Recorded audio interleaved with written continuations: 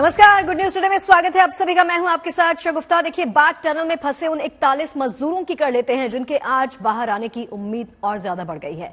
Rescue operation लगातार चल रहा है। जैसे हम आपको तस्वीरें दिखा रहे हैं, करीब करीब रेस्क्यू ऑपरेशन अपने अंतिम चरण की तरफ बढ़ चला है।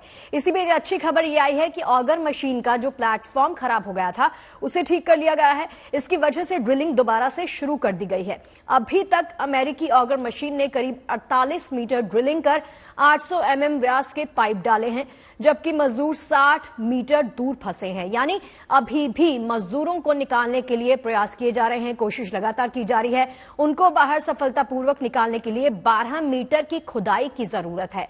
कल तक रेस्क्यू एजेंसियों को ये लग रहा था, ये प्रतीत हो रहा था कि शायद ऑपरेशन कल ही पूरा हो जाएगा, यानी आज पूरा हो जाएगा, लेकिन गुरुवार को ऑगर मशीन में 3 बार खामी आई, जिससे रेस्क्यू को बीच में ही रोकना पड़ गया।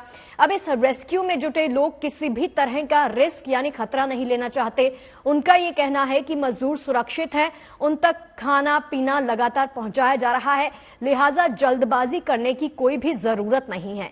आपके सामने कल से लेकर आज तक की तमाम तस्वीरें, 8 तस्वीरें, और ये तमाम 8 तस्वीरें आपको बता रही हैं कि तमाम बाधाओं के बावजूद भी, तमाम दिक्कतों के बावजूद भी मजदूरों को बाहर निकालने का संकल्प करीब करीब पूरा होने के बेहद करीब पहुंच गया है। तो आज ये माना जा रहा है कि एक बार फिर से गुड न्यूज हमें जल्द ही मिल सकती है। टनल में जो मजदूर फंसे हैं उनको बाहर निकालने का जो रेस्क्यू अभियान अपने अंतिम चरण में है उसको आज पूरा कर लिया जाएगा।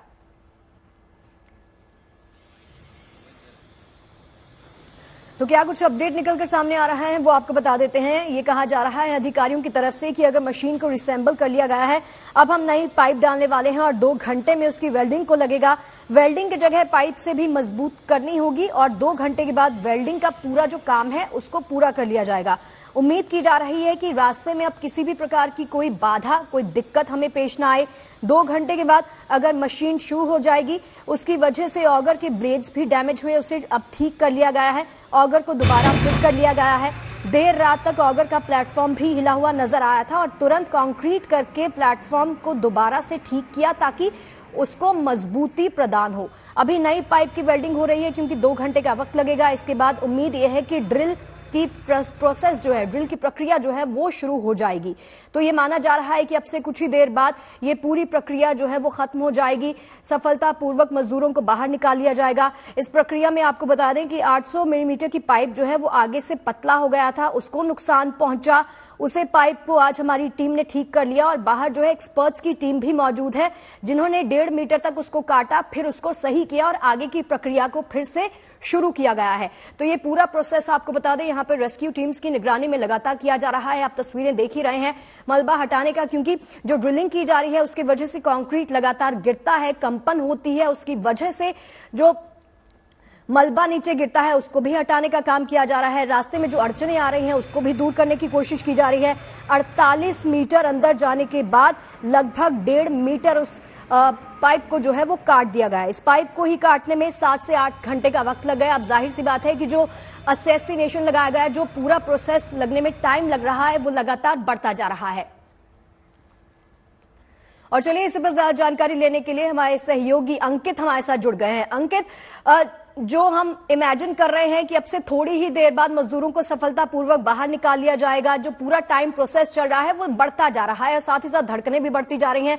मुझे बताइए इस वक्त वहां पर प्रोसेस कहां तक पहुंचा है और क्या उम्मीद लगाए हम?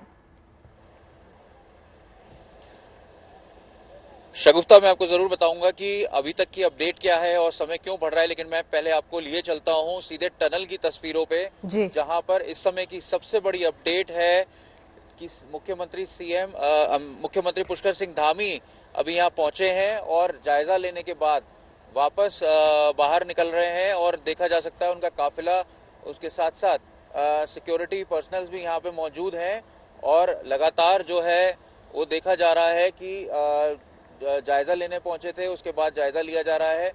और अगर मैं आपको उधर दूसरी तरफ ले चलूं तो एनडीआरएफ जो है वो ड्रिल कर रहा है, ड्रिल की प्रैक्टिस कर रहा है और तैयारी वहां पे चाक चौबंद है। और देखा जा सकता है कि जो कैंप ऑफिस है एनडीआरएफ का, वहां पर एनडीआरएफ के सारे जवान मौजूद हैं और अब से थोड़ी ही देर में मॉक ड्रिल शुरू हो जाएगी। वापस अगर हम टनल के अंदर जो अभी गतिविधि चल रही है उस पे उसकी अपडेट पर आए तो मैं बताना चाहूंगा कि जो वेल्डिंग का काम होना था वो अब शुरू हो चुका है। अब से 1-1.5 घंटे में वेल्डिंग हो जाएगी। आज 3 बजे प्रेस कॉन्फ्रेंस हुई थी जिसमें नोडल ऑफिसर ने बताया था कि अब तक 46.8 मीटर्स ही गया है, यानी कोई आगे नहीं बढ़ पाए हैं। लेकिन ये बात तय हो गई है कि जो ग्राउंड पेनिट्रेशन रडार के इस्तेमाल किया था उसमें 5 मीटर आगे कुछ भी नहीं है, तो ऑगर मशीन को शुरू किया जाएगा। लेकिन उससे पहले का जो प्रोसेस होता है उसको अमल में लाया जा रहा है और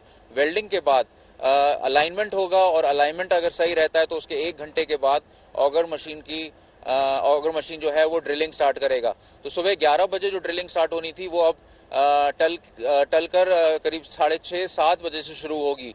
तो कारण यही है कि जो बीच में ऑब्स्टिकल्स आते हैं या फिर जो मशीन का अलाइनमेंट उसको चेक करना होता है उसमें समय लग रहा है। इस समय काफी कदम फूक कर जो है जो रेस्क्यू ऑपरेशंस टीम है वो आगे बढ़ रही हैं ताकि किसी भी तरीके की उसमें कोई कमी ना रह जाए या किसी भी तरीके का उसमें फेलियर नहीं हो, नहीं तो पूरा ऑपरेशन जो है वो फेल हो जाएगा।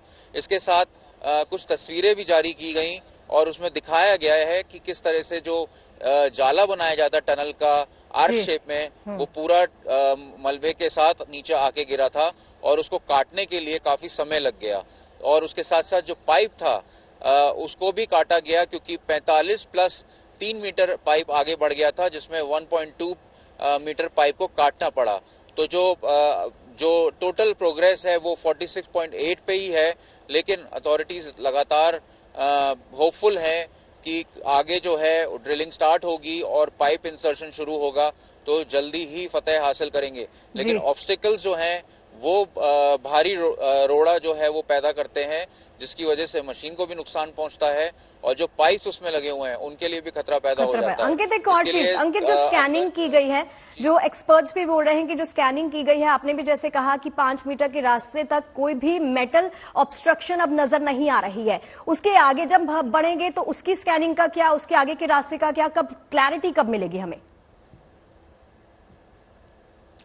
देखिए, अभी जैसे कि जो पूरे ऑपरेशंस के नोडल ऑफिसर हैं नीरज खैरवाल, उन्होंने बताया कि जिस तरह से आगे मूवमेंट होती है, पाइप आगे बढ़ते हैं, तो उसके बाद जो ये जीपीआर के जो टीम मेंबर थे ये अंदर गए पाइप के अंदर, उनको काफी समय लगा, 45 मिनट से ज्यादा का समय इनको अंदर जाने में लगा और फिर उस दूरी पर पहुंच के जब इन्होंने जीपीआर का इस्तेमाल किया तो 5 मीटर आगे तक का कैलकुलेशन हुआ। अब 5 मीटर आगे अगर कुछ नहीं है और 5 मीटर हम कवर कर लेते हैं तो करीब 52 मीटर्स का डिस्टेंस कवर हो जाएगा।